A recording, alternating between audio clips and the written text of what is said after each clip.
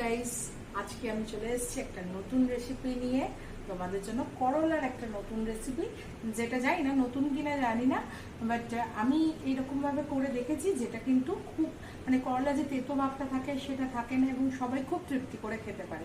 তো নামটা আমি এখন বলবো না অবশ্যই গাইস, এটা কিন্তু থাকছে একদম লাস্টের দিকে, তাই ভিডিওটা স্কিপ না করে পুরো প্রসেসিংটা কিন্তু একটু দেখবে, ঠিক আছে? দেখবে তোমাদেরও বাড়িতে করলে দেখবে যে খুবই ভালো লাগবে, খুবই টেস্টি একটা খাবার। দেখে নাও রান্নাটা আমি কিভাবে করছি। আমি অলরেডি গ্যাসের সামনে দাঁড়িয়ে আছি, এবার কিভাবে কি করছি না করছি প্রসেসিংটা দেখতে থাকো, ঠিক আছে? নমস্কার বন্ধুরা, একটি নতুন ব্লগে আপনাদের সবাইকে স্বাগত। তো আজকে আমি যে রান্নাটা দেখাতে চলেছি সেটা একটু ইন্টারেস্টিং, করলার একটি নতুন রেসিপি, যেটা কিন্তু ছোট বড় সবাই খুব ভালোবেসে খাবে। তো এতে কি হয় না, করলার তিতো ভাবটাও চলে যায়। তো এর জন্য আমি কি নিয়ে নিয়েছি দেখো। রান্নাটি করার জন্য করলা নিয়ে নিয়েছি, বেগুন নিয়ে নিয়েছি এবং কড়াইতে তেল গরম করে এগুলো করলাগুলো ভালো করে নাড়াচাড়া করে নিয়েছি।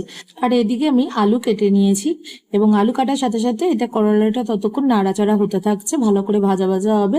এবং এখানে একটি মিক্সি বলে আমি একটু সাদা তিল নিয়ে নিয়েছি, সাদা তিল, আর তার সাথে নিয়ে নিয়েছি হচ্ছে কালো সর্ষে, নুন।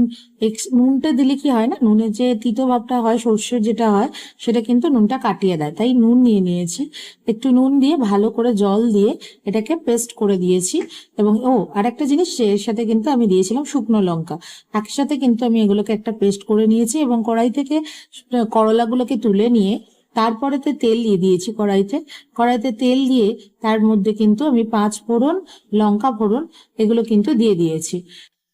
ফোড়নগুলো একটু ভাজা ভাজা হয়ে গেলে তার মধ্যে কিন্তু আলু দিয়ে দিয়েছি। আলু দিয়ে একসাথে কিন্তু নাড়াচাড়া করছি যাতে আলুগুলো ভালো করে ভাজা হয়ে যায়।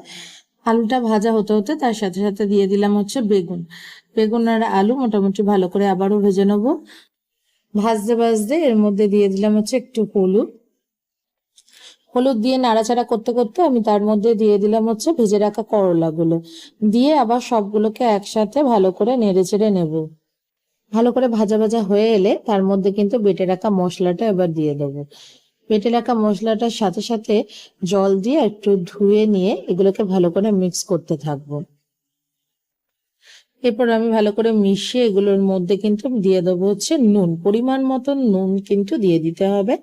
আর আমি এখানে যদিও চিনি দিতে একটু ভুলে গেছি, কেউ কেউ চাইলে নিজের রিকোয়ারমেন্ট অনুযায়ী 1-2 ফোঁটা ছিটে চিনি কিন্তু তোমরা দিতে পারো, ঠিক আছে?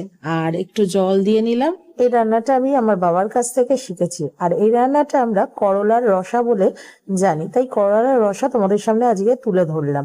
এই রেসিপিটা কেমন লাগছে অবশ্যই করে জানিও, বাড়িতে করে খেয়ে দেখো, অবশ্যই করে ভালো লাগবে। তো তোমরা কারা কারা এই রেসিপিটা সম্বন্ধে জানো অবশ্যই করে জানিও কমেন্টে। আর তোমরা যদি করলার আরো কিছু অন্য পদ জানো ডেফিনেটলি সেটাও দেখো।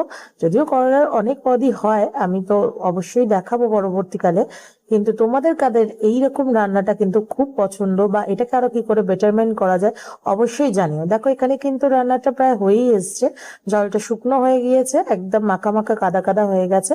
তো এখন আমি এটাকে প্লেটে কিন্তু ঢেলে নেবো, দিয়ে সার্ভ করব। আমার এই রান্নাটা যদি তোমাদের ভালো লেগে থাকে তাহলে অবশ্যই করে, যারা ফেসবুক থেকে দেখছো তারা পেজটাকে ফলো করে নাও, লাইক করো আর শেয়ার করো।